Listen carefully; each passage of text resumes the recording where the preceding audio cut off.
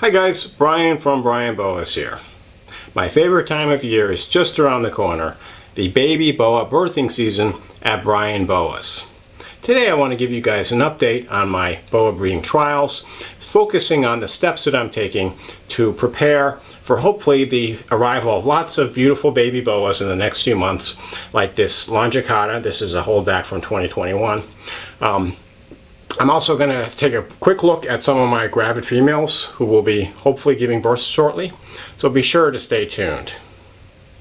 So if you've been following the channel lately, you know that I'm nearing the end of the boa breeding trials for 2022 and the really exciting time that we've all been waiting for, the birth of the babies. And this has been kind of a marathon process. I've been at this since November, so this is now 6 months. And I actually do have a litter on the ground, which is kind of an early surprise litter, but the bulk of my litters are going to be born probably between late May and September. So it's going to be a really exciting few months ahead. Of course, I need to be prepared for this because these litters can come pretty much any time of the day. And you know, sometimes I'm in the middle of doing something unrelated to boas and I just have to drop everything and go take care of the litter and get the baby set up and get the mother cleaned up. Just goes along with the territory of being a boa breeder. And so I want to make sure that I have everything as set up and ready to go as possible before the babies are here, so that when the babies arrive, it'll be relatively simple and less work to get them set up and ready to go. And so of course, kind of the master document that I follow is my boa breeding records. And if you've seen some of my other videos about my boa breeding trials, I keep all my records in a bound composition book. I'm kind of old school, not on the computer. I prefer to have the hard copy on paper, ink and paper. And I keep track of the post-ovulation sheds, which can give me a pretty good idea about when the babies are going to be born. It's typically around 105 days or so, give a week or two in either direction after the post-ovulation shed. And so I write it down. I predict the due date based on the post-ovulation shed. And so we have quite a few litters coming up in June, July, and August, so should be really exciting. So what I do is at this point I have a few pairings left, but most of my pairings are separate and I'm just maintaining my gravid females. So I typically check in on my gravid females about once every day or every other day, especially as the due date approaches. So when I get to within a few weeks of the due date, I'll typically check on each female every day just to see if I can see any signs of a impending birth and to make sure that she's all right and the temperatures are all set and there's nothing to be worried about. And so I basically just check my dates. I go from enclosure to enclosure, checking in on them. I don't like to check too much, and you have to kind of walk a fine line because you don't want to disturb them too much and you have to kind of give them their space to do their thing. But of course you have to be there, you have to be vigilant, and you have to check in on the females to make sure that everything's going okay. And typically you don't want to leave the babies in the enclosure too long with the female. If you're away at work, say, and the babies are in there for 8 or 12 hours, that's probably fine. But there's like ammonia and the kind of toxic waste products that kind of start to build up from the breakdown of all of the goo, so to speak, all the fluid that comes out, as well as potentially slugs and even possibly stillborn young. So you don't want your animals hanging out with that because it starts to get funky really fast. And you want to pull that out, clean them up, and get everyone, taken care of. So typically I'll check in at least every day or so as the due date approaches. Sometimes I can predict that they're going to give birth. Sometimes the female will be kind of more active for about a week or so before the birth. And then sometimes you see what's known as a waxy stool. Basically the female defecates this kind of plasticky looking stool. Sometimes you miss it, sometimes either she doesn't pass it or it's kind of buried under the substrate. But if you do see that, that's a pretty good sign that your boa is going to give birth in the next few days. So let's check in on some of my gravid females right now. Here's one really gravid female. This is a Qualkey Dwarf Boa, and you can see her abdomen in the front there is looking really swollen. So she's probably going to give birth maybe sometime in July. She actually looks quite a bit bigger than she did in the past for her previous litters. So I wonder how many babies she potentially has. Usually her litters are about a dozen or so. Hopefully she's not full of slugs, but we'll just have to see. But she just kind of chills out, doesn't really move very much, just sits on the hot spot and just checking on her, making sure she's okay, and hopefully ready to give birth in another month and a half or so. Here's another gravid female that's really showing. This is a Moran Jungle, and I'm really excited about this. This is one of my first 2 morph pairings. First time I've paired morphs is this year. And also I bred her to another Moran, a Moran male.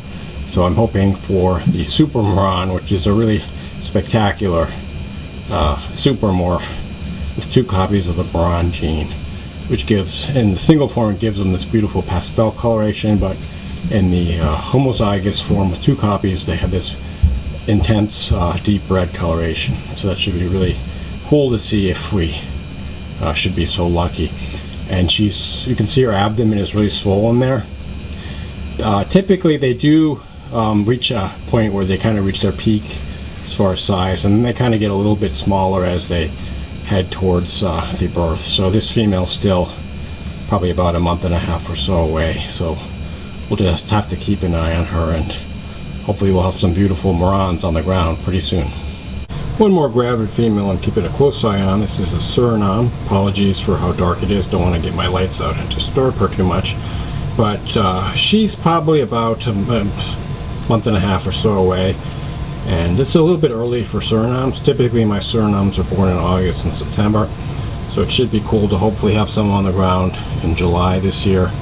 And you can see she's looking quite swollen up. So I'm just going to let her get back to sitting on the hot spot and hopefully incubating some beautiful babies to be.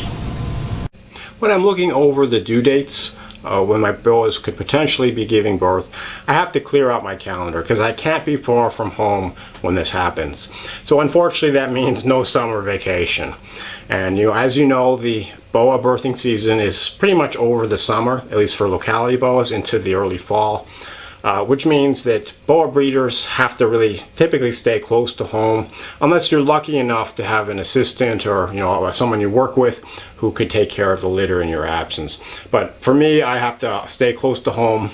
Usually I try to take my vacations in the fall, around October, when it's less, there's really less activity as far as boa breeding. And this can be an inconvenience, but unfortunately, there's really nothing convenient about breeding boas. It's about sacrifice and really putting in the hard work and preparation to make it happen. So it really has to be your #1 priority if you want to be successful, which means you're not going to be able to take 2-week vacations, to the beach or anything like that, unless you can quickly get home if necessary to take care of the babies. And this is something that's a constant source of negotiation with my wife and my children. But it's something that they understand. It's important to me, and it's a priority in my life. So we make it work. And I think it's worth it when you have offspring like this Suriname. This is a holdback that was born here last year, but hopefully we'll have some closely related animals to this one on the ground in another few months from the Prometheus bloodline of Suriname red-tailed boas.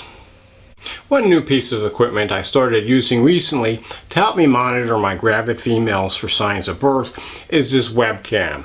And this is a convenient item that I can use. Basically, I set it up just outside of the enclosure looking in, and I can even control the angle of the lens remotely.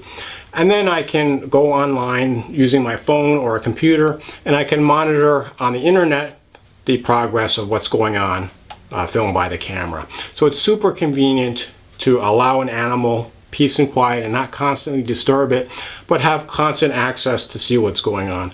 And this also allows me to, if I want to go away, out for a few hours, I can monitor the animal while I'm out. And it gives me a little bit of peace of mind about what's going on. And then if there's something that I need to intervene, I can rush home and take care of the boa. So this web camera is a really useful device to have. I know some people actually set them up in the enclosures. I haven't gotten that sophisticated yet, but I'm playing around with it, experimenting, figuring out the best way to use it. So I want to make sure that I have these webcams set up on my animals ahead of time so that I can remotely monitor the signs that they're going to be giving birth. One important part of the planning is to make sure that I have enough housing to hold the baby boas for as long as I need to get them established. And so I basically build my own baby boa racks, and I've done videos on how I build these racks. But I found that this is much more economical. I get a better quality rack, and it's a lot faster than you would have to wait to have a professional one ordered. And basically I use two different tubs to build the racks. I use the 6-liter or 6-quart Sterilite tub for the smaller boas like the Dwarf Boas, and for the larger baby boas like my true red tails, I use these 16-quart Sterilite tubs. And it's pretty simple to build a rack to hold these tubs. So I need to make sure my racks are functional. I have to check my heating tape that I use to heat the racks, and I want to check this before the babies are born so they're ready to go. I need to make sure that my thermostat is set up to maintain the correct temperature, and I want to have my enclosures ready before the babies are on the ground.